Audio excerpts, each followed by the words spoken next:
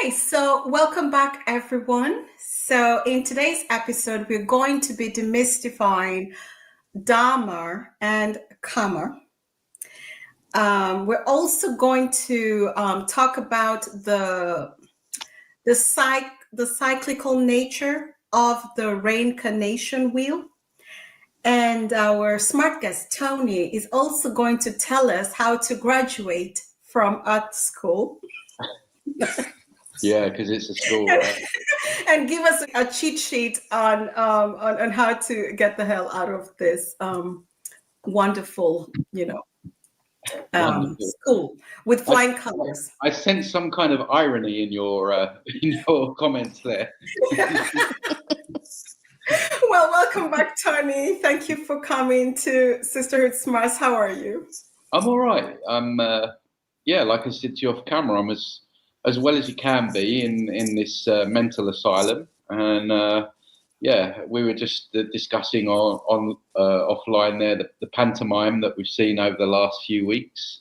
So just digesting the fact that many people still need a saviour has been a little bit disappointing. I won't lie. I'm always very honest and say things as I see it. As I said to you guys, I think it's kind of a barometer of where this movement's at. And I was hoping after he had tried to kill everyone first time round that people would maybe realise that he's not going to do anything really to help us. He's, as I say, he's already put in the brain chip guy Elon Musk in his cabinet, and it's, I don't know, it's just frustrating, and I just wish people could do the work on themselves to move into what I call that sovereign energy, which is not so much spirituality but sovereignty. I prefer sovereignty over spirituality because spirituality has been so corrupted with all the new age stuff. I believe that we have to become sovereign. What does that mean? It means taking responsibility, displaying courage, speaking the truth, becoming our own leaders, and not needing saviors, because in this matrix, both in this physical domain and the astral domain, it's full of wolves in sheep's clothing. That's why it's called a matrix. It's full of tricks, and it's frustrating to see people falling for the same tricks. And I feel like until people really do the work on themselves, really ponder who and what they are, do the inner work as well, to move into that energy, then a lot of people are going to struggle, just being honest again. So the last few weeks has been interesting, if not a little bit disappointing, because I thought as a community we were a little bit further forward than where we were. I thought we'd moved out of the whole believing in the two-party state and all the rest of the stuff that comes with that. So that's where I'm at the moment with it. And personally, I'm doing all right. It's all right, It's can you ever be like truly, truly joyful and happy all the time over here in this place? I mean, because even if you are, you're always looking over your shoulder. Oh, what's going to happen next? Someone going to get sick, or what are the New World Order going to do? Are they going to? Do you know what I mean? It's never. You can never just relax into it. Do you know what I mean? It's always like. Yeah, it's true. Even when you're going through a good period, it's like, okay, what's over my shoulder there, right? But I try and enjoy the clown show as much as possible, and you got to laugh at it. When last time I came on, we were having a right old laugh, weren't we? So yeah, you really got to laugh at it, because there is no other way to slice it and dice it. It just makes absolutely no sense. Yeah.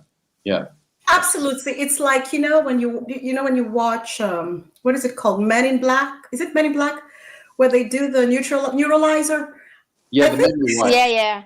What's is that the memory wipe thing? I think so, yeah, the little thing. I think they're doing that because this guy was in president. He was already one, it's just like, I think that, anyway.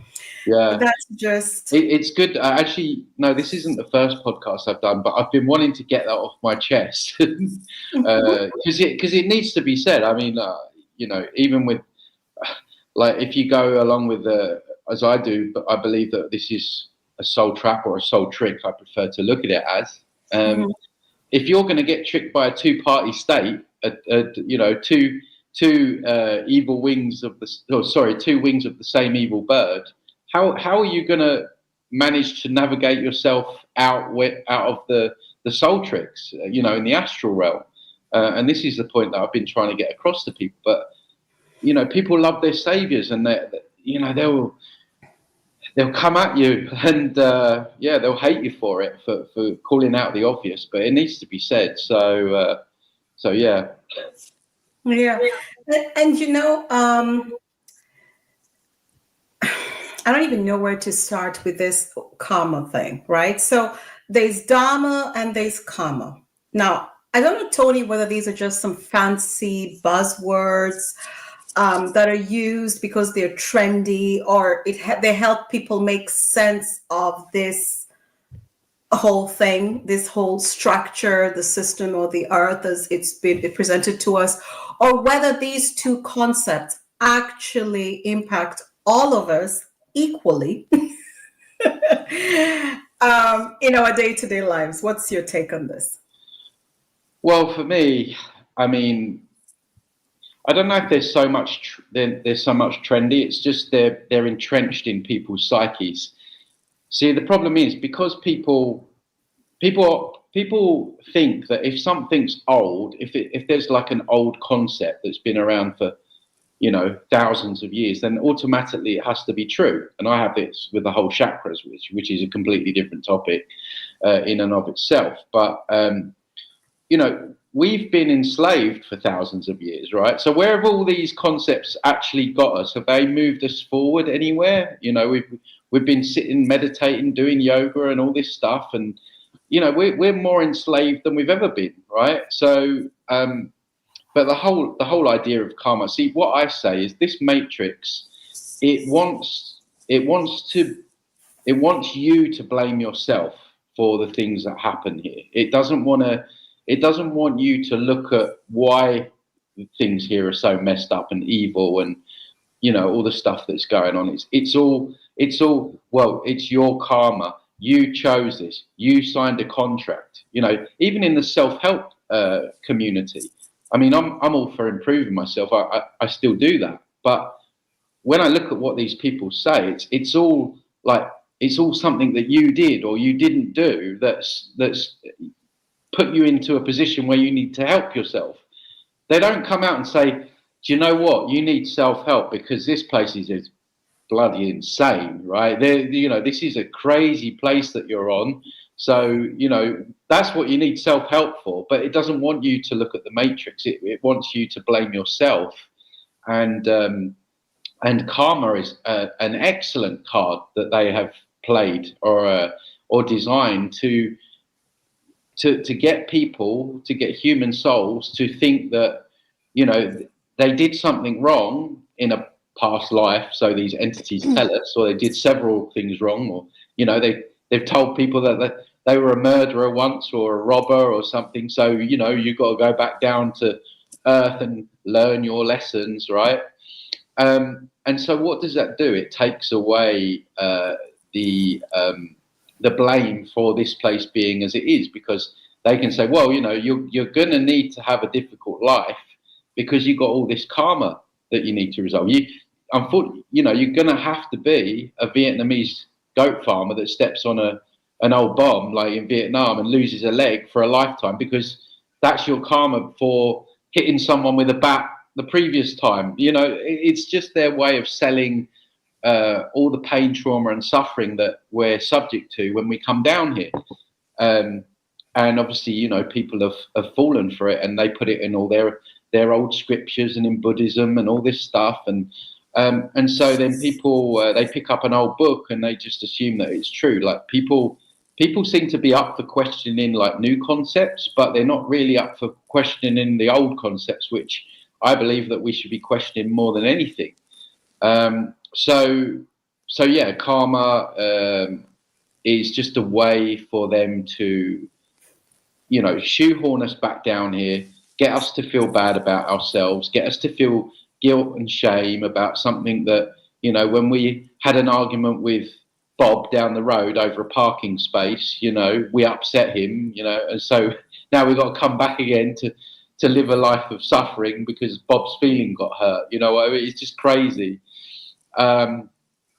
And the other thing with it is that you just don't see it playing out on an even playing field, do you? I mean, where's the karma here? I mean, you got, I'm going to go here because these are real life examples, and these things happen every day. I was watching a football. I don't know, you guys, you're in Scandinavia, all right? Yep. Yeah, So you call it football in English then, but the mascot came out at the front. He's only a young kid, must have been like 10. He was green, right? He was green because he had some kind of terminal illness. And I'm like, oh God, I shouldn't say God because I've got a problem with God as well. But I was like, oh, poor kid, like poor kid, like 10 years old, like he's terminal, like what a life. I mean, it's just, it made me so sad, it's just like, and so I'm thinking, like the New Agers will tell you that kid chose to have that experience, which is really messed up. It makes me so wild and angry when I hear them say that.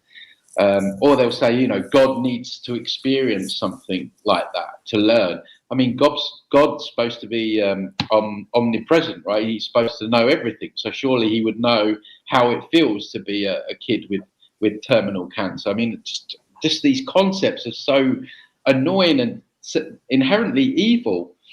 And so you got kids like him. You got kids in war-torn countries being bombed, getting legs blown off, watching their parents getting blown up, and then you've got big fat pedos running around, poisoning everyone, injecting everyone. They've got all the wealth, they've got all the big houses, they've got all the land, they've got all the resources. They're at their big banquets, and like they're living their best life. And it's like they're killing everyone, and they're causing all these wars and famines and the weather modification and everything that's going on. But yeah,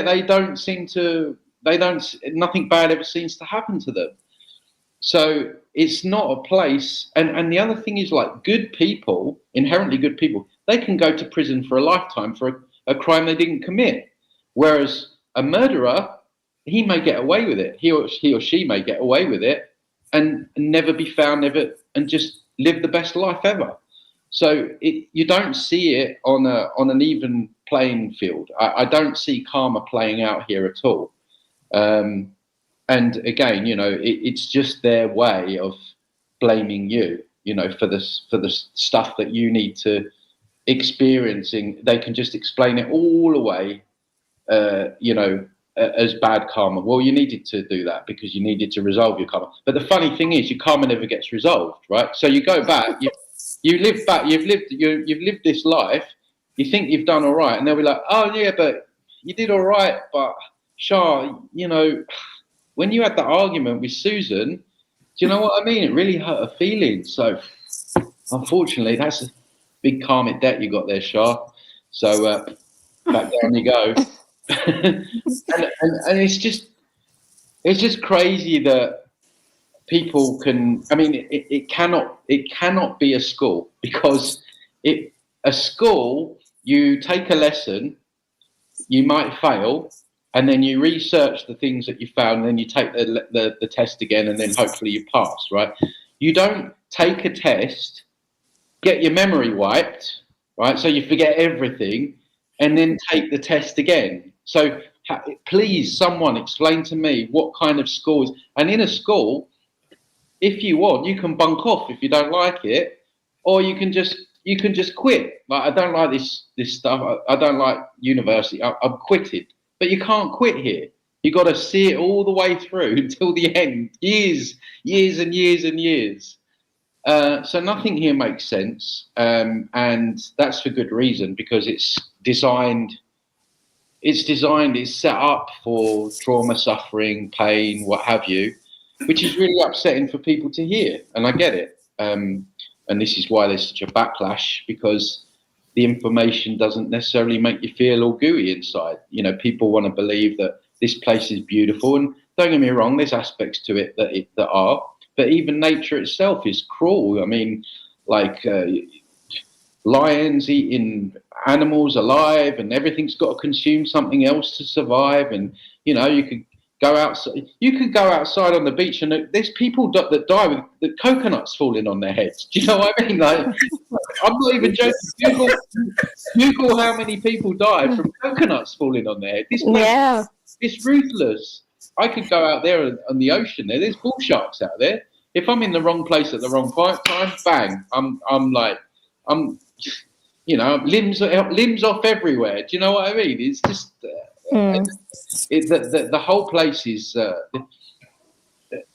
problem is people are looking for safety here, and it doesn't exist in this realm. Like, that's something that's been hard for a lot of people to accept. It's not a safe place, like, inherently. It's just not. And that's because they need all the loosh. They need the energy from the human soul. So when when you're going through any kind of drama or trauma, they feed on all our energy, these entities and this AI God, if you like.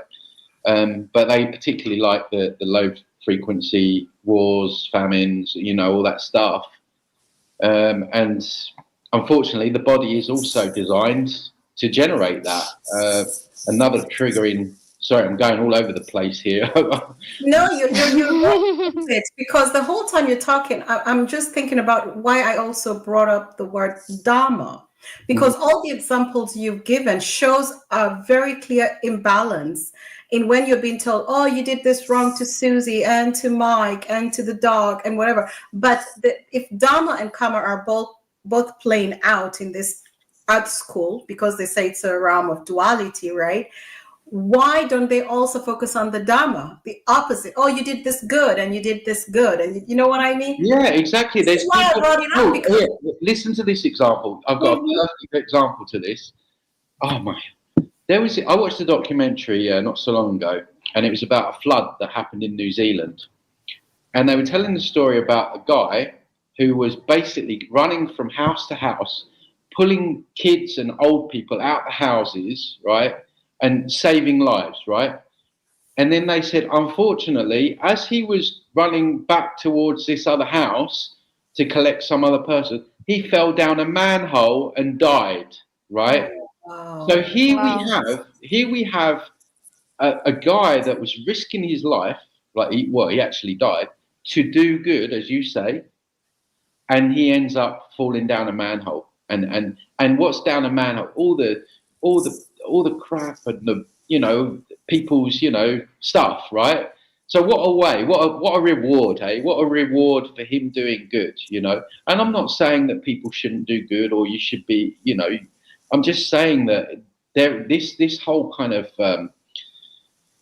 do good and good comes back to you and bad. Like, some of the nicest people I've traveled, I've been really lucky in my life. I've traveled to a lot of countries. I've spent a lot of time in poorer countries. And here in Mexico, there's a lot of poor people. And what I've found on my travels is the most beautiful people with the biggest smiles, the most humble, are always the people living in squalor or just in extreme poverty. And so again, where do we see this playing out? We don't see it. We don't see all these good people being rewarded for being good and generous and all that. What we see here is an inversion. We see the opposite. We see people who are selfish, who are, willing to trample over others, willing to kill other people. They're the ones that get rewarded. So again, everything in this place is in an inversion, even to the point of, it seems like, behavior. You really don't, you really don't seem to get ahead if you're a inherently good person here. It's used against you many times. I think people tend to think you're a doormat, or you're they don't know kindness. People don't identify kindness as kindness, or when people give you grace. You do something so horrific and someone gives you grace, but people think, oh, I can do it again and again and again. I'm like, no, it was grace that you got. And I think what you're saying is you're connecting some pieces here, because the behavior that's reinforced is also educating people on what to do to get ahead. Mm-hmm. So people are leaning towards not doing good because they're like, I don't get the rewards that the ones doing the most heinous stuff are getting, so I'll just lean towards doing this. You know what I mean? Yeah, and the other thing is, so many people are so desperate that they're going to do stuff to survive here. If this was a place where it was abundance for all, everyone was on an even playing field. We didn't have to worry about like buying food and paying for a roof over our head. We're the only species in nature that does that. You could probably cut the crime levels in half worldwide, or even more, because a lot of people do these things, and I'm not saying it's right, but the murders and the robbing, it's all done because people are desperate. They keep people in this desperate state of scarcity, and so people end up quite often just turning to crime to survive. Basically, this is almost like an eat or be eaten environment that we're in here, and it's just. And the New Agers will say that this is paradise, and it's absolutely ridiculous. Or that any suffering that happens is lessons that need to be learned, and it's an inherently evil concept. I mean, the New Age comes from Luciferian anyway. So it was from Helena Blavatsky, who was a Luciferian. But when you actually think about that, I've had arguments with many a spiritual person who tells me that kid that got bombed in Gaza. I said, well, what about him or her then? What? Well, I said, how would you explain? I had this one conversation. How would you? And again, this is an extreme example. Well, it's not extreme because it happens all the time, right? But it happens all the time. I list all the countries. It's happening. This example I'm going to give now it's very dark. But again, I was trying to get it into this person's head who was telling me that kids that suffer, they did, they're here to learn a lesson. So I said, okay, what about if you have a child that got, raped behind by a big fat bishop in a church every Sunday, right? I know it's a horrible thing to hear, but it goes on, right? It goes on. How would you explain that to that child? And she actually said, well, I would say that maybe the child needed to know good. The lesson was the child needed to know the evil as well as the good. Can you believe that? Can you believe that she believes that child would have to go through something as horrific as that just to learn what it's like, duality is like? I mean, it's just. I think, Tony, these kind of explanations, and we hear them all the time, I think it's a cop-out. Yeah, absolutely. I think it's a way to justify your lack of empathy, or you don't have to engage or be accountable or help or support or do anything, even in the presence of the most heinous stuff. Yeah. You can just be quiet about it and wrap it around with a ribbon and say, maybe it's their karma playing out, Absolutely. Or all these other, whatever you justify. It's a way of justifying your own inability to respond to things that are wrong. It's to justify your lack of courage, because the New Age spiritual people, they know inherently that something's not right with this world. That's why they fell into the New Age. They fell into that kind of what I call the false awakening, and in that arena, you can spiritually bypass all of this stuff by, not focusing on the negative, never getting angry about anything because it will lower your vibration, or, explaining things like that away. And so you're absolutely right.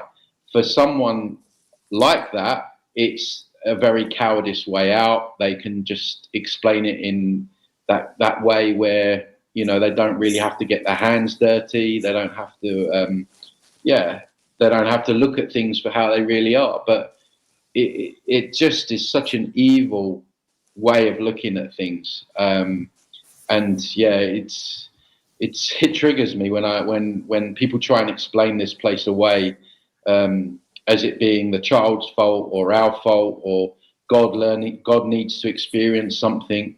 Well, God's supposed to be all knowing, right? He is, or she or whatever is supposed to know everything, feel everything, and none of that makes sense. And like I say to you, it's all about blaming you and taking the blame away from the matrix. Because if you start thinking, well, hang on a minute, maybe it's not me, maybe it's not my karma, this place is inherently messed up, then you're going to start asking more questions, and you're going to start probing, and then you're going to end up where we are, and you'll be like, this whole thing's a farce. So I've completely forgot what your original question was, but no, you answered it, because we're talking about the Dharma, the good side of things, and the other side of. So you're good. yeah, it's really weird because in my personal private life, I don't really talk much. Right, I'm not I'm quite antisocial. But you get me on one of these podcasts, I'm like, blah, blah, blah. And let's go to one of your areas, the area that you really you've been banging on this reincarnation wheel for But the just long. right before that, I just wanted to Okay. mention, I just wanted to mention that all these things with karma and everything, they still have it a lot. Like in Middle East, it's like if something happens, something bad happens, and they would just say, if you're just gonna, I don't know, be hit by a car or whatever, like hit your head on the wall, they would just say, yeah, but you know what, maybe, or a glass would just fall down from the table and it will break. Then they would just say, oh, you know what, but it was good that this thing happened, because it was like maybe something else was supposed to happen, but then at least these things happen. I'm just like, really? So, yeah. So Yeah, in a lot of those countries in the Middle East, they still believe, and some of them, they really have like a strong belief in karma. yeah, yeah. Yeah. I saw a video the other day. I don't know why YouTube keeps recommending these videos, because Yeah. YouTube must know that I've got a very dark curiosity. But there was this guy who's got like terminal cancer, and he was talking. He's documenting his journey, and he was like, the good thing about cancer, and I'm like, okay, enlighten me. It's like you get to learn a lot, and I'm like, oh, here we go. It's like, Yeah. I've learned so Actually, much. a lot of these people, with when they have like you're mentioning cancer, they're suffering from disease. A lot of them is from actually cancer. They actually put it up in, like you're saying, YouTube or on Instagram, and they make a journey of it. I And know, it's like a diary, and then they will just start, and people are just following them. I know. It's weird, isn't it? And I think it's weird because, I mean, come on, you're suffering from cancer, and but it's just like, I mean, and they would tell you, I mean, it's just a journey with details. Like, they have been to the hospital, they got tested for this, and now he has to get this medication, and then you see this guy being so sick he can't, it's actually Yeah, under his a chemotherapy, like yeah. chemo thing, he's going through, and it's just like they put it up. It's just like everywhere. It's not only one person, but I these know. things is starting to happening. It's weird. I was And I think thinking, it's weird. I, Let's say if I was going to suffer from cancer, I never want to do that. right? I mean, I mean, why should I do that? Like, I mean, why should I put it on Instagram or YouTube? Like, now you have to follow my journey. I know. It's just so weird. Are we that desperate for attention that we Yeah. will? And they get Well, popular. they Like, do. They get thousands because, of like, views. They yeah. do. They do. And people. I mean, I include myself, because obviously I watched I watched this video, but people like that stuff gets a lot of views, and Yeah. I asked myself the same question. If I had terminal cancer, you wouldn't see me anywhere near a No, because camera. how can you have this, like, how do you say, like this, I mean, like, how can you, I mean, be so energetic, like, did you want to put this thing up? I think if somebody told me, like, I mean, if the doctor told me, like, tomorrow you have cancer, I first of all, I think for a second, as a human being, like, you're just, your world would just fall apart, and then then you think like, okay, so what am I supposed to do right now? What is it that I have to be focused on? But instead, people would just say, whoa, let's just put my journey on Instagram or Yeah. YouTube or I don't know, somewhere, then people can just That follow is it. the And strangest they thing film it ever. right But to it the is end, true, Faith. You should see it. to the last video where they're in the hospice and they're like, "This is my last." Yeah, that's just like, And yeah. it's like, why would you do that? But the other thing I noticed with that, on the ones that I've seen, There's is also like in a Danish documentary with the hospice, and this girl, she was very young. It was, I think, she passed away a couple of years ago, maybe 2, 3 years ago, and we're actually showing the whole journey. And I think it was so sad. I mean, it was just like, you cry about because, but the mom, chose to, and there was a lot of talk about in the media and the news and everything that. And I was just like, man, it is your, it was your girl, your little girl, and then I don't remember like exactly what she was suffering from, but she couldn't get well. So, they put her in this hospital, and then of course she passed away. But I just think that doing a documentary and put it on a Danish, channel, and then it was just everywhere. yeah. Yeah. I think a lot of the ones that I've seen, especially with the men, I've noticed that they seem to get towards the end and realize that they've not really left any kind of legacy. You know what I mean? So this guy in particular that's now saying, I'm learning lessons, and he's kind of like coming up with all this like philosophical stuff. It's almost like he's kind of reached the end, but look back and realize he's not really, because as a man, I think in particular, I think it's important to, leave your stamp, or, at least I think for men, I mean, for everyone, but I think for men especially, we need to feel useful to either our families or society. And I think a lot of these men, they're like near the end and they're like, oh, no one's really going to remember me. I've not really done anything. So they stick themselves on YouTube in the last months of their life and start. It's really bizarre. I mean, it's strange. Yeah, So, it is. Because yeah. why do you want to make a video of yourself if you know that if they told you like you only have a month left to live in, or like, or 2 months, and then you want to make a documentary about that, maybe you should just be focused on some other stuff. Of course it's sad, but I think it's more sad just put it I and then know. like people that doesn't even know you Yeah, starting and to all the comments are prayers, prayers, prayers, like yeah, praying. Praying ever does anything for these people or anyone. yeah. That's the other bugbear that I have. Whenever there's some kind of you know sad thing happens or tragedy, it's always, oh, prayers, prayers, prayers. I just find that so lazy. Like it's like, what does that actually do? What does it actually mean? It's just nothing, is it? It's just, I wonder, Tony, whether they even actually pray. no, of course they I don't. don't think they really They're just virtue signaling. Because I'll tell you, as someone who knows the badass church women, Tony, they can bust some stuff, okay? But when you're not getting better, I'm not sure these guys are calling on the warriors for real. Yeah, no, of I course, think of they're course. just virtue signaling. Yeah, absolutely they are. I just Yeah. think they just put some emojis and just they have the thing like I pray for Oh, you, but it's just kind of like I can't bear it. Like if anything happens to me, right? You girls have got my permission to say Tony does not want any of your stupid prayers. Okay, right? that's the deal. Careful, Tony. We might bust out the prayer warriors. No, I don't want. Don't you dare do that to me. I don't want any. I don't want any prayers. Just I let know me be. I know you want Yeah. to head out. Yeah, but when you said something, Tony, and I'm not going to go deeper into this because I think it's worth noting. When you said men need to feel useful, to all our listeners, I want you to really take that and pin it somewhere, put a bookmark on it, because it explains why the men are showing up the way they're showing up today. But we're not going to go into that or too not much. showing up. Do you mean? Oh yeah.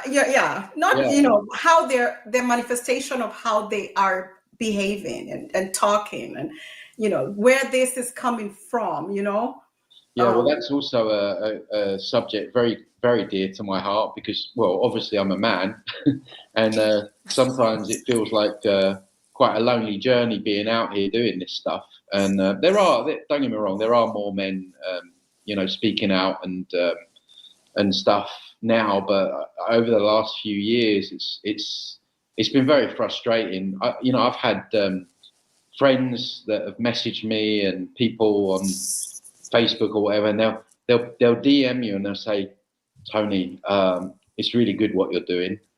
And I don't want messages like that. I'm like, what are you doing? That's what I want. Like, what are you doing? Okay, I'm doing this. What are you doing? Right? It's like they'll take a seat and just watch you do everything and just not do anything themselves, and they're scared about what their best friend or their mum might think of them or whatever. And it's just, they've done a job on both sexes, with women, with feminism and all that stuff, but also the men as well. Men have been demasculated, and at least not by the food with all the estrogen and in the alcohol. Like, you've got all these men down the pub drinking beer, thinking they're all manly, and they're drinking like the female hormone. So it's in our food, it's in the alcohol.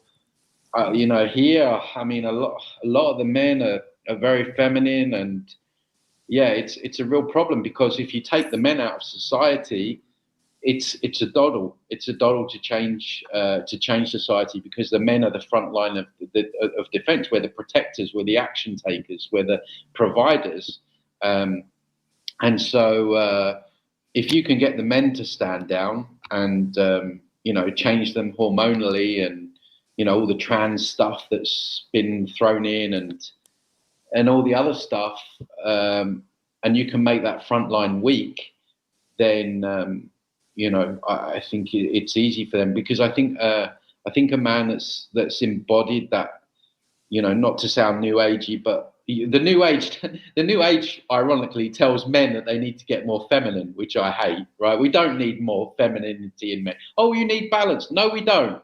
We need men to be men. We need more masculinity. Bring on more masculinity in men, please. We don't need this. Tony, when you say it like that, there are men who take it, I think we were talking a bit about this with Ola. You can say something, but the way it is received, one of our guests previously, the way something is received is so foreign to what you are trying to say. Yeah. You might say, be more masculine, and some guy takes it like, I'm going to go and top my chest now and do some crazy stuff and tell my wife who's boss. And this is just crazy. And it's the same thing, they were told be more feminine. It didn't mean literally. You sit there and you're and there's a flood. Outside, you're meditating instead of going to really, like they had to shovel the stuff in Spain. I don't know whether you saw that. Yeah, my mum was there. My mum was there. Yeah, you had to. Yeah. What's that? Your mum was there? Yeah, unbelievable, right? So how come your mom was there? Well, I woke up in the morning and there was all these videos of floods, and I was like, oh God, they're at that again. Where's that? And then I saw Valencia. I'm like, oh no. My mum just went there. And when I last spoke to her, she was like going over the Pyrenees. And then I messaged her on WhatsApp. She didn't answer for a couple of hours. So then I'm like really worried. And then eventually she got back to me. She saw it all. Luckily she was staying, or she got to a place that was just outside all the flooding. But she said, women were shoveling water and buckets and, off a bridge or something. And she said it made her cry, because she said, you see those things on the news, but to see it in person, like how people come together in those times, and as a community, she said it broke her heart. So I mean, like I say, I'm not saying that women need to be chained to the cooker and all that stuff. Like, but that's how you'd be surprised, Tony. Yeah, and I'm not saying like men should be out beating their chest and with their club. You know what I mean? It's but there is a natural essence that women have that men have more of the opposite, and those two need to come forward. Women are more creative. They're more heart-based. Well, maybe not more heart-based, but they're that kind of loving, nurturing, that kind of energy. You know what I mean with that. And then, as I say, the men are the protectors and the providers and the action takers. And so it's worked well for, well, I mean, I say it's worked well in this crazy place. It worked better like that before, that kind of symbiotic nature between the two sexes. And now they've inverted both of them. Men are more feminine, women are more masculine.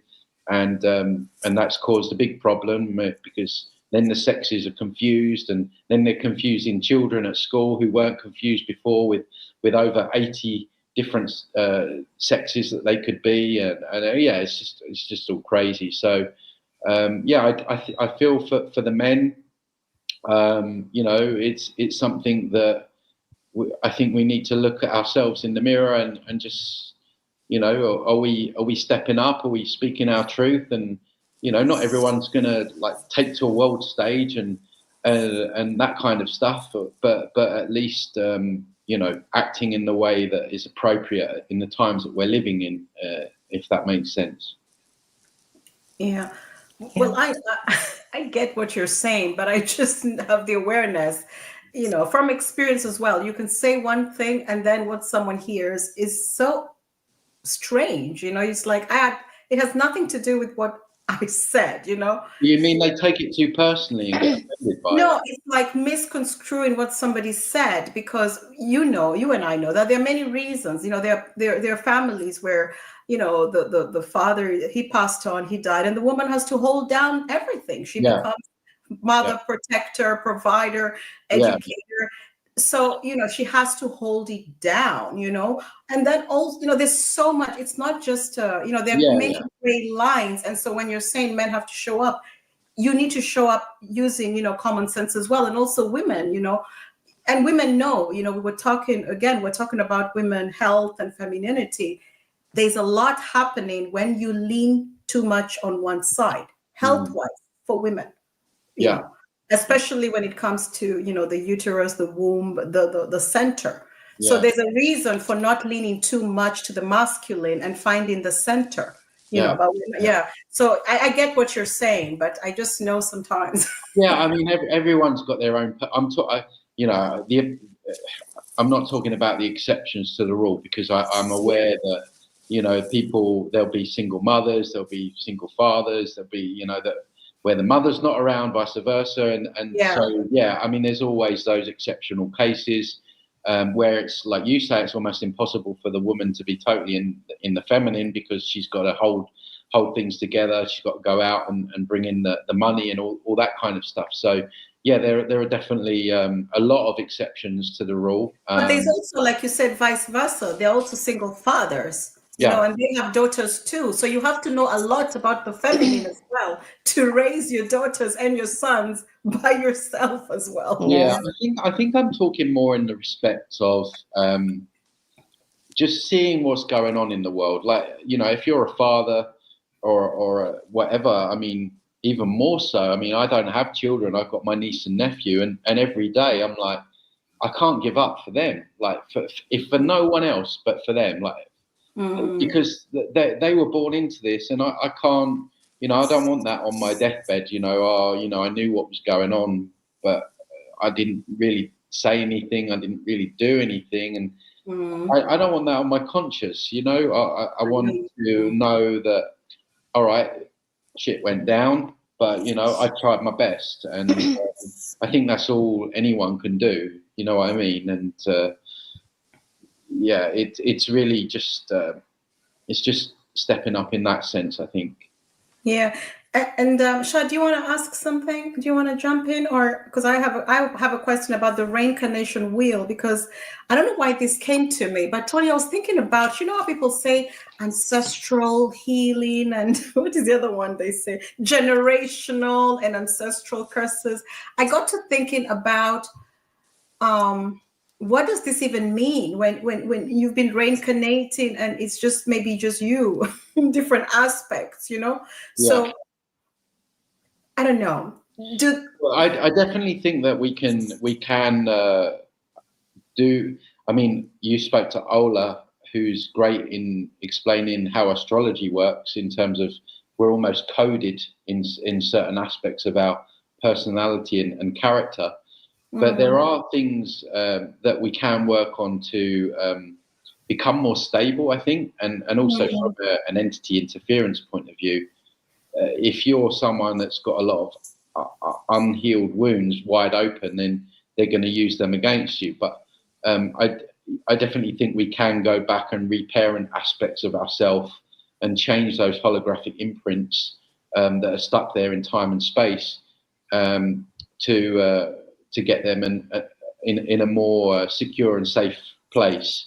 And so I definitely think that we can improve our lives through like sincere inner work, and that can extend into generations. I've had sessions with people where, you know, there's a lot of things that have come through the lineage through wars and stuff like that, scarcity being one of them. A lot of people have like this scarcity thing. So you definitely can work on aspects of yourself.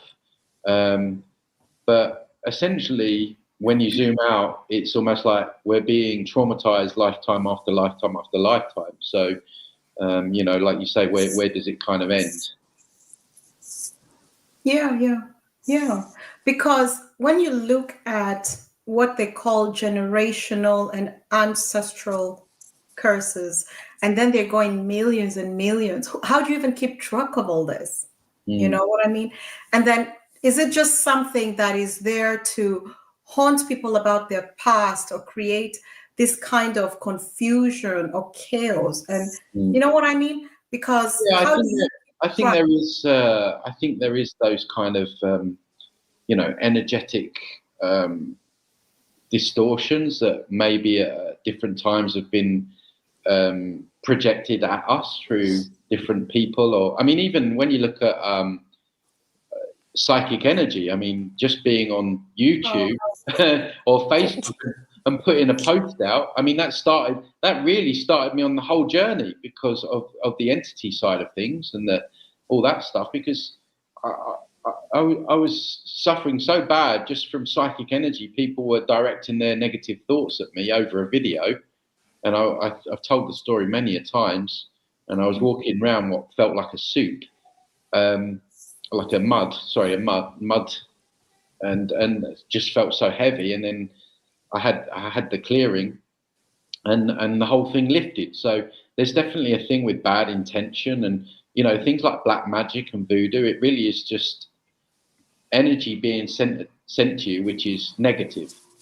So those things can definitely stick on our energy field. And yeah, probably in the past, maybe there's been lifetimes where it was a little bit more intense with like witchcraft and things like that.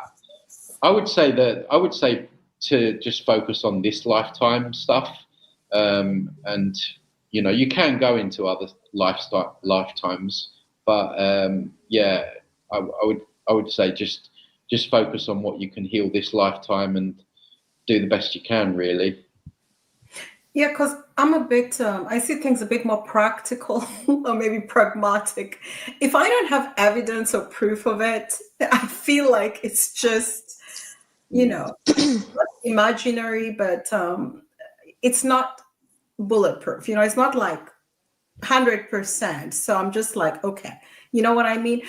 There is not, but like you say, in this lifetime, I get what you mean. This is like something you can fix, you know. Okay, Yeah.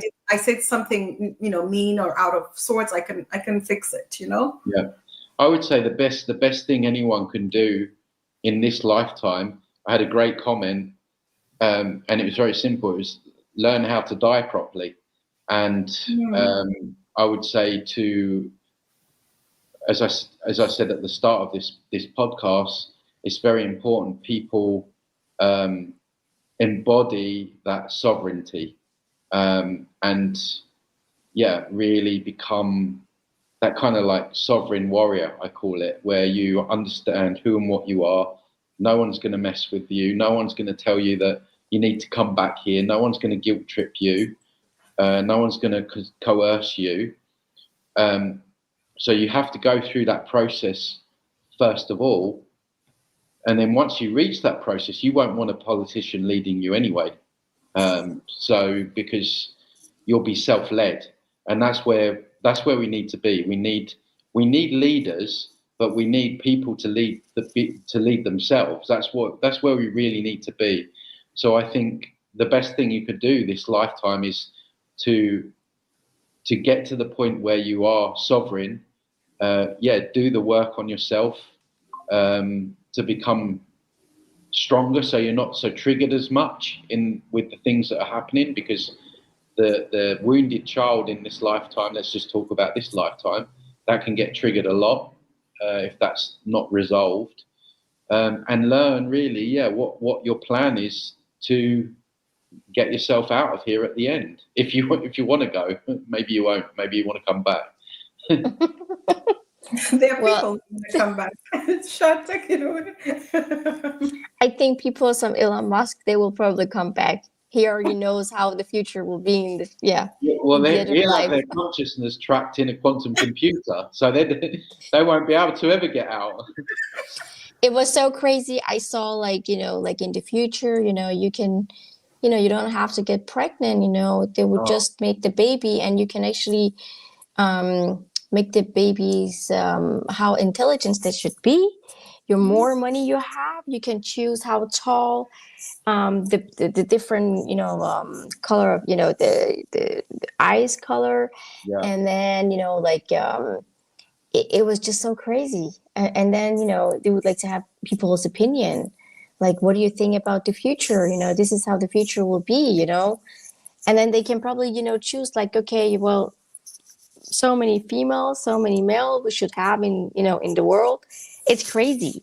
Yeah, it really So, is. and then They're going to the next few years, they're going to sell us all these technological advances, and they're going to be they're going to sell us things like everlasting life, and of course, exactly, the herd are going to be, oh, great. So what they'll do with all the people that are coming down with all these illnesses and cancers, they're going to say, hey, the good news is, we told you that you've got a year to live. Well, actually, what we can do for you, you don't actually have to die. And they'll be like, really?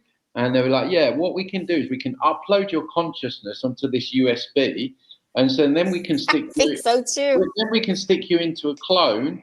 And so it might not exactly be you, but it'll be your consciousness, and then you're trapped here forever. This is the new soul trap. And then imagine that they put that USB in a quantum computer, and you're in that quantum computer forever. I mean, have you guys seen Black Mirror?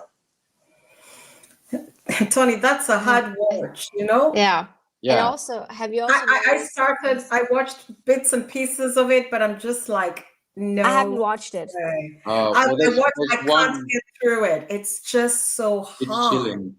There's one episode where there's a couple of episodes where they talk about this consciousness transference. I won't spoil all of them, but one particular episode, this guy dies in a car crash, and the woman's at the funeral. And no, what happens? Oh no, he uploads his consciousness before or something, or she's able to upload his consciousness, and then she's talking to him on a computer. So it's like his consciousness, but he's not there. And then he convinces her to buy this clone, and so this clone of him gets delivered, and then it's kind of like she gets spooked out because it's like him, but it's not him. It's not him, yeah. Yeah, and it's all really creepy and weird, but that's where they want to take it. And so, what was it called? Black Mirror. It's Black really Mirror. creepy. Yeah, it's there's like 5 series of it, but I mean, for research purposes, it's worth it. But it is very dark and dystopian. But that's where they want to take it. Yeah, like you say, the artificial womb, and they're going to sell all the benefits to this and how it's all wonderful, and it's going to be aimed at the kids now, because the kids now, they've got technology in their ears. Yeah. And, I used to go around my nephews, and he's playing games, and he's got technology attached to his head, and so it's very dark where they want to take it. And what I mean, this is like where the last line of defense here. But you see, like, our world today is like, when you insert the train, we talked about it before as well, me and Faith, and like, when you go out today, and then whether you take the public transportation, you take the train, you take the metro, whatever, when you go inside, nobody is actually paying attention to you.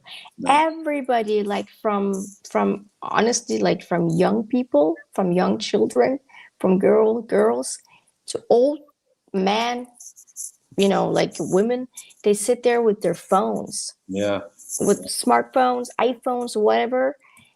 And I'm just like, okay, but I just entered the train. So if I'm going to pass out or just going to faint or just fall, nobody will notice this. Yeah. And it looks like we just kind of like, the way, sometimes I'm just like looking as like, it's like people are, I mean, they're becoming like a robot or, because nobody is like, having this, like contact, because it's just like, even when you're out, like people are sitting with their phone, like in the restaurant or the cafe. Yeah.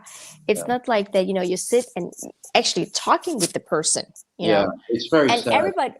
everybody is like, if you also notice that amongst women, I'm not saying me or Faith, but in general, if you see in our society, everybody's looking more like each other. Because they get all these things with their faces, Botox, filler, whatever. I mean, I think, by the time in the future, there will be some other stuff that you can just put like a stick. And then it was like, okay, now I can change to be, I don't know, like you're talking about the cologne or whatever, Yeah. It's crazy. But the other thing that's disturbing as well, you're absolutely right. I mean, people, they don't know how to engage with each other anymore. Social anxiety is at an all-time high because people are, like you say, they're just attached to their phones. And sometimes I even have to stop myself, Sometimes because I'm, doing all this, I'm often online and, podcasts and, all that stuff. Yeah, but that's a little bit different. Yeah, but the other thing that's the phenomenon that's happening at the moment, talking about people needing attention and everything, the amount of people dying because they're trying to get selfies. There's been so many stories the last few months where someone's fallen off the edge of a cliff because they were trying to get. It's true. The other day I read that these girls fell off the edge of a boat because they were getting a picture for Instagram. It's just gone crazy. Like, people are so desperate. Their lives are so entwined with social media that it takes precedence over their real lives. That anything to get the perfect shot, even death. It's just crazy. It's really so sad. It really is. It is sad because here in Denmark, people bike a lot, so it's also some kind of like a transportation for them. And then I was there was one girl like the other day, and I could see like she was on the bike, and then she was having her, and there was so many people out there. She was having her phone and she was biking, and at the same time she was, like biking and taking the selfie. Yeah. And it's crazy. Yeah, I mean, even here, like in the water, people are they got their phones in the plastic cases to take in the sea. I mean, it's like it never ends. It's like, can't you just, I need to take a dive, man. I want to see the sharks. Can't you just like leave it for 1 minute? Oh, don't even get me started on my local spa where people are, people taking their mobile phones into the sauna and speaking, like having like business meetings in the sauna. Oh, geez. It's good that they're not gonna pass out or anything. It's just it's like we're having a meeting and the CEO is sitting. I had a big argument in there because they're supposed to be quiet, right? It's the gym. It's the gym that I'm gonna have a right old rant now because it's like so I'm in there and I'm laying down. This guy comes in and he sits like behind me, like almost, and then I start hearing like the noise of the phone, someone talking. I'm like, he hasn't bought his phone, and then he starts talking into it, and I'm like, I can't believe this. So, yeah, but it's also very. I'm like, what are you doing? He's like, and he looked at me like a complete robot. I was like, this isn't like an office. This is a sauna. This is a sauna. And he's like that, like no, like just. Yeah, he didn't know what to answer you because he knew you were right. But you also notice what kind of like, field that you're working at. But the thing is that where I'm working, like we get a lot of customer and you just have them in your face. A lot of these people who comes in and then you ask them, how can I assist you? They don't listen. I mean, they can't hear you because they're coming in with their headphones. Yeah. And I'm like, and I set the number 3 or 4 times. I had one customer today. And then I asked him, like, so what is your number? He said, I have this number. I said, well, actually, I said it 4 times. And he kind of, he actually got pissed off of me. He was Danish. He was living at the state. And then and then I said, well, you need to come to me. He said, I need to come to you. I said, yeah, because you need me to assist you. So I shouldn't come to you. You should come to me. At that point, we didn't have any chemistry there. So I was just like, and then, he was so, and then we have a lot of people coming in, and then, when I can see, then when you ask them, hi, can I assist you? They don't answer you. Or they're coming in and they're talking, yeah, mommy, I need to do this and this and this. I'm just like, are you here to pick up something? Or you want to finish your conversation? And then you can come and ask us. I just say, so next one. The whole time I'm hearing all this, I'm remembering our first episode, Tony, where you reminded me, you said, but Faith, these are NPCs. They're the extras who are here to kind of piss you off. Yeah, they are, and they do. But they really piss you off. My friend. Because you don't get any respect. You just kind of like, My friend here, we laugh because we talk about all this all the time. And the other day, she sent me this video.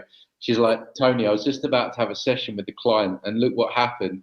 And there was a picture of this guy with a leaf blower outside of her. He's like, I just literally sent the Zoom link, and this guy just come out of nowhere with his leaf blower. It's crazy.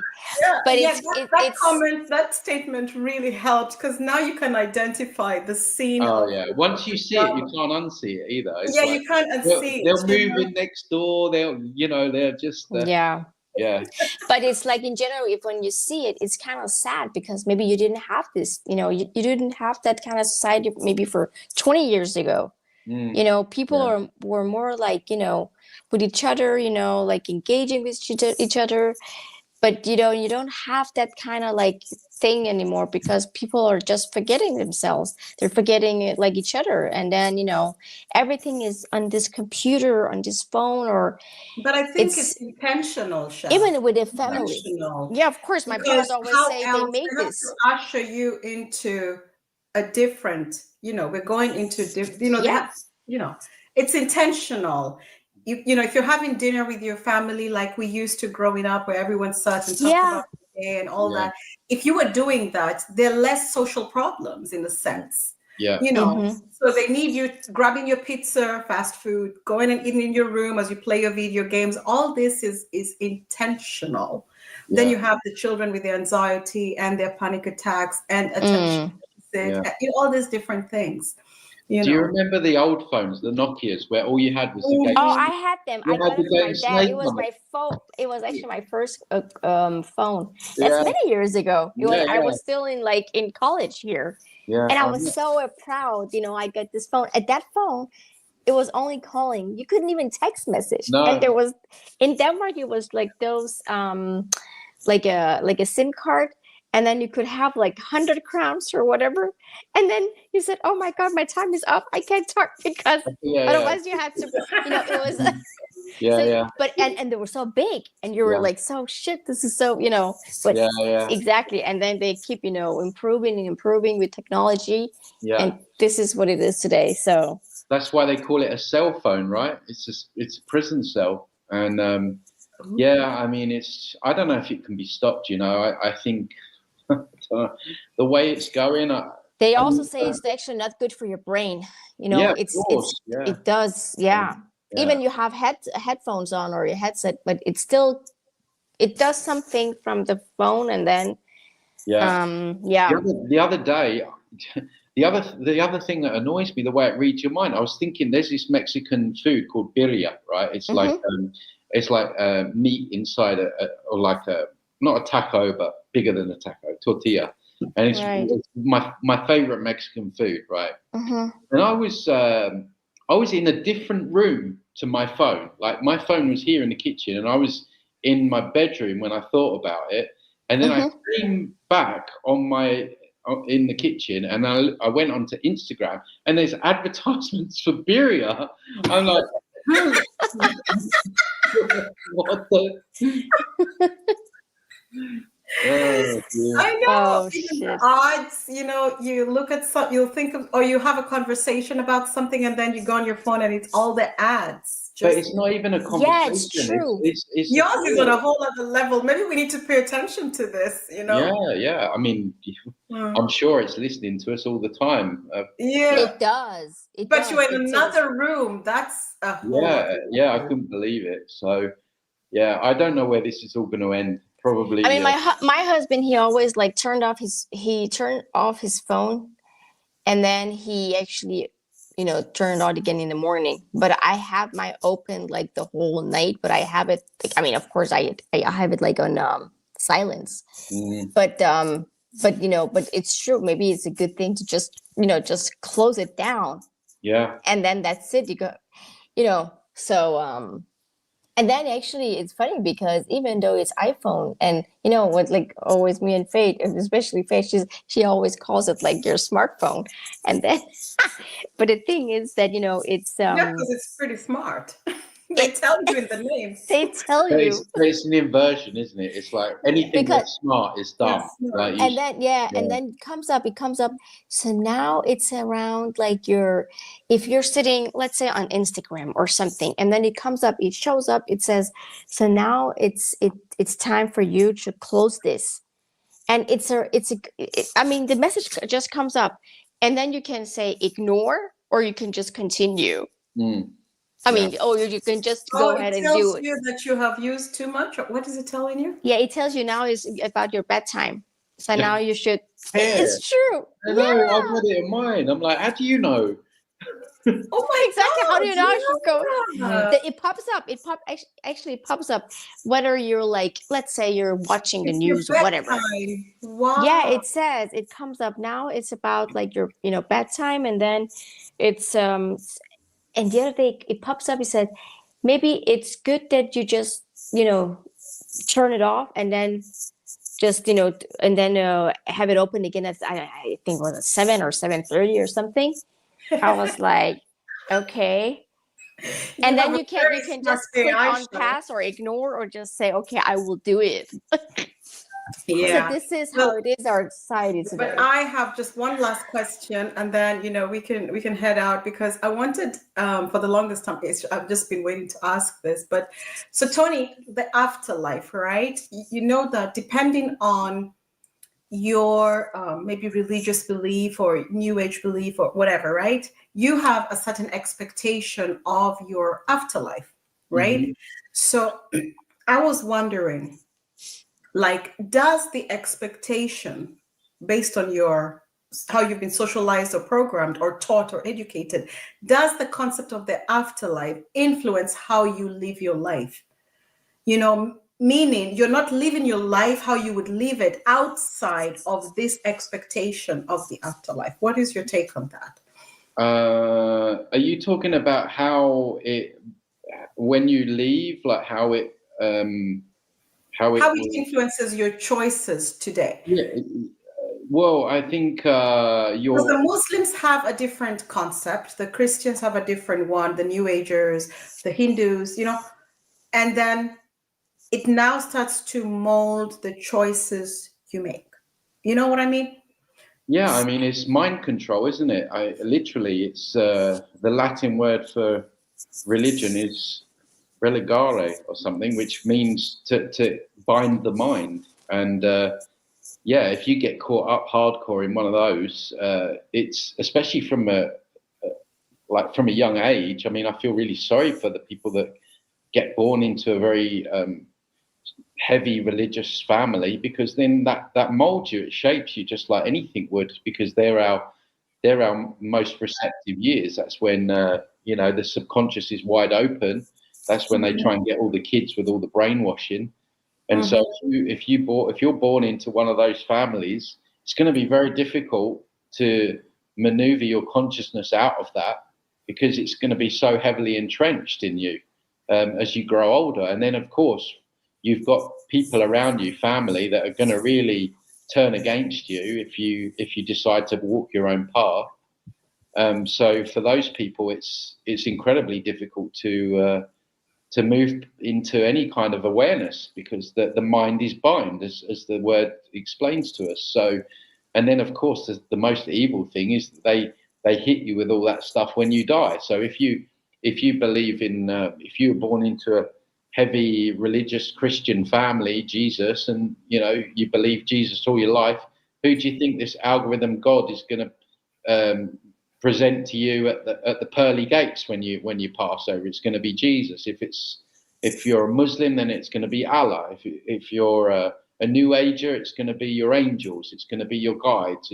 It works in an algorithmic way, and it will start everything up. Okay, the best chance of us hooking Shah back round is, she was really into Archangel Michael when she was alive. So we'll present Archangel Michael, and also she was very close to her dead to granddad. So this is the cruelest thing, the dead loved ones. They use dead loved ones as well. And then of course, when you die, they hit you with the false light frequency technology. So they love bomb you. So it kind of stuns you.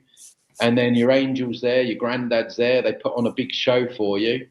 And then the next thing you know, that's it. So it's very hard to down the years, 10 years, maybe longer of doing this now. I could probably count on one hand the amount of religious people I've got to think again about their religion. It's very difficult. Yeah, because I was looking at the concept, because we talk about reincarnation a lot, especially when you come on.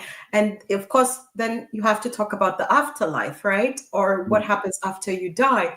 But I was looking at, if there was no discussion on the afterlife, if there was no concept of the afterlife, no one talked about it, it was never brought up ever, ever, ever, then most of the spiritual traditions that are in place, or the religious belief systems and behaviors or culture and traditions, they would not be there. Everything would almost not be there, because it seems like everything people are doing within these different spiritual traditions or religious beliefs is linked to the afterlife. Or am I getting it wrong? Because I was just thinking to myself, if you just took out the afterlife, then Muslims if you take out God, I mean, even the words God fearing, when I hear that, I'm like, what? Say that again? You believe in something that you should fear?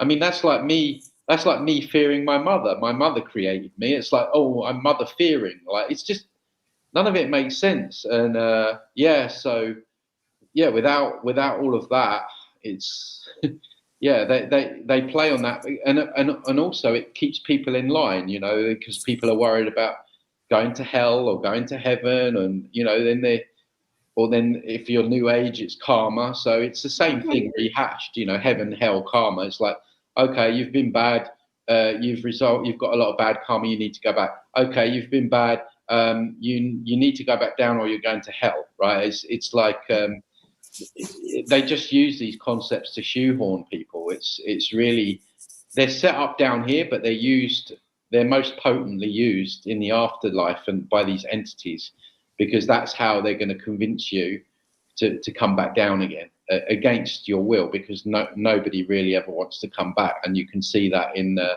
NDEs and all that stuff. So it's all a big grand set up, and yeah, like I say, I feel sorry for people that are born into those heavily religious cultures. It's not even just families; like it's whole entire cultures, isn't it?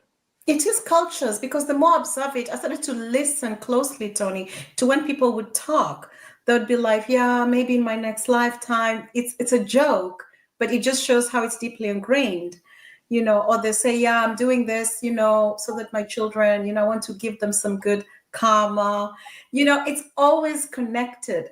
Even, how you do good, you want to go to heaven. You make a mistake, it's hell. It's again the afterlife. It's after you die. The expectation of these, good or bad, like you said, hell or heaven, or, the Muslims reward, or, everyone has their own thing, Yeah. And nobody knows I mean, where we go, I mean, who says that there is heaven, or, like there is paradise, or there is hell? Yeah, But I I mean, know, that's a I whole mean, we nother also have in podcast, our that one. culture. But they've set up certain realms within the astral that appear to be heaven, appear to be hell, and they take these people there, and the person thinks that they're in heaven or they're in hell, and so there are these realms set up that are fake heaven and hells that they take people to, and again use them to bend people to submission and get them to run agendas for them or send them back down so they can say, hey, don't worry, when I had my NDE, I went to heaven and my angel was there, and God told me I had free will. I had to come back though because I had a mission. So Your free will. and you're like, well, what's your mission? And they're like,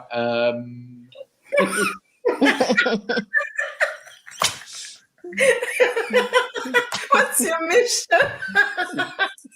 they never know their mission. Are you serious, When you watch these NDEs and they're like, they my guide said I had a mission.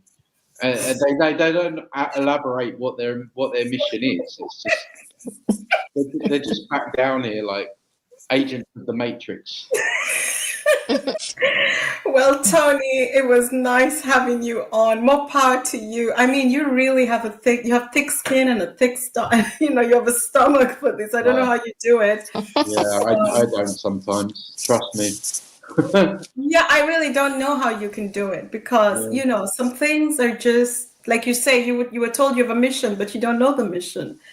Well, I think there's different. There's a difference between like a mission, like some entity's going to say you got, and then there's coming in line with a purpose to life, and I think that's I think those two things are very different, and yeah, but no, thanks again. I love coming on the channel. We always have good banter and good laughs, and I love you guys' energy. And it was great to meet Shah this time. I didn't. Yeah, it's nice to meet you. Yeah, Tony. Keep up the good work, and